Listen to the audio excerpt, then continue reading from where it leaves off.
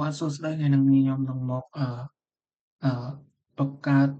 ក៏ដូចជា set up DNS server នៅលើ CentOS អញ្ចឹងជាដំបូងគឺយើងត្រូវ install ទៅលើ bind ខ្ញុំនឹងបង្ហាញពី command ស្វែង install bind អូខេនេះគឺជា command សម្រាប់យើង install bind អឺអញ្ចឹងយើងនឹងវាយ command ហ្នឹងមកហើយយើង install ទៅលើ bind មកអូខេ enter មកអូខេដោយសារតែខ្ញុំ install វាហើយអញ្ចឹងវាចេញបែបហ្នឹងអញ្ចឹងបន្ទាប់ពីយើង install ទៅលើ bind ហើយគឺយើងចូលទៅ config នៅក្នុង zone គឺយើងចូលទៅ config zone របស់យើងអូខេ show check config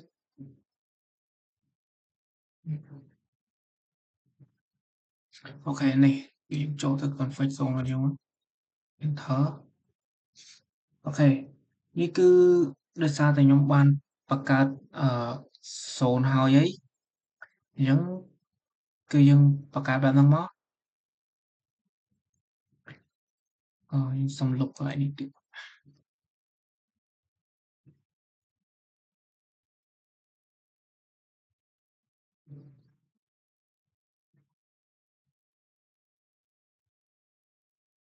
អ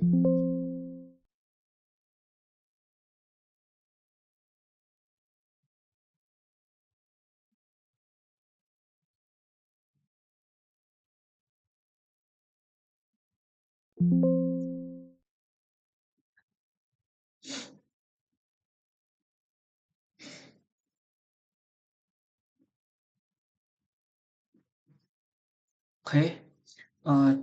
មកខ្ញុំធ្វើខុសខ្ញុំលុប0មួយចោលអូខេអញ្ចឹងយើងពេលដែលយើងចូលមក config នេះគឺយើងត្រូវបង្កើតនៅ zone របស់យើងមកយើងដាក់ zone អញ្ចឹងមកហើយយើងដាក់ឈ្មោះ zone របស់យើងឈ្មោះរបស់ខ្ញុំគឺ www.com អញ្ចឹងមកហើយ tab master ហើយ file គឺបែបនេះ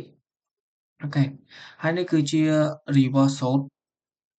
គឺយើងបង្កើត reverse zone បែបហ្នឹងគឺយើងដាក់ IP របស់យើងប៉ុន្តែដាក់ជាលក្ខណៈបញ្ជា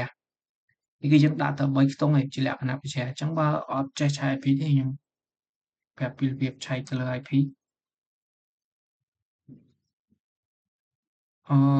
យើងចូលទៅកាន់ command ans lookup IP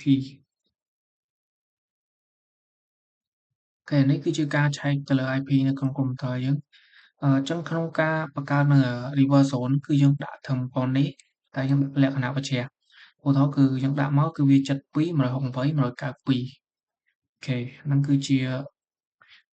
reverse zone type master file ដូចគ្នាយ៉ាងមកបង្កើតបែបហ្នឹងហ្នឹងគឺជា reverse zone អូខេតោះមកយើង save វាមកអូខេបន្ទាប់ពីយើងបង្កើតបាននៅ zone របស់យើងហើយយើងចូលទៅ config នៅក្នុង zone file របស់យើងម្ដងទៀតដើម្បីយើងអឺអូខេអញ្ចឹងខ្ញុំអ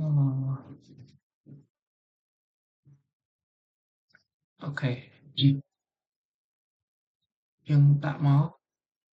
zone របស់យើងគីមwhole web អូខេ web អូខេ whole web .com.zone ហ្នឹងគឺជា command សម្រាប់យើងចូលទៅ check zone របស់យើងដែលយើងបង្កើតមកហ្នឹង enter មកអូខេកន្លែងនេះគឺខ្ញុំបានបង្កើតវាហើយគឺខ្ញុំបាន config វាហើយអញ្ចឹងហ្នឹងគឺបែបនេះគឺយើងដាក់កន្លែង underscore នេះគឺយើងដាក់ឈ្មោះzone របស់យើងដែលយើងបានបង្កើតមិញមកបែបហ្នឹងអូខេហើយកន្លែងនេះយើងដាក់ IP របស់យើងមកអូខេគឺបែបហ្នឹង save វាមកអូខេបន្ទាប់ពីបានហើយគឺយើងចង់ដឹងថាវាដើរអត់យើងវាយdig dig យើងវាយឈ្មោះនៅ domain របស់យើងហ្នឹងមកអូខេ www.com enter មកអូខេនេះគឺវាដើរហើយវាចេញបែបហ្នឹងអូខេអញ្ចឹងការបង្កើតទៅលើ DNS server នៅលើ SANOS គឺមានតែប៉ុណ្្នឹងទេ. អរគុណ.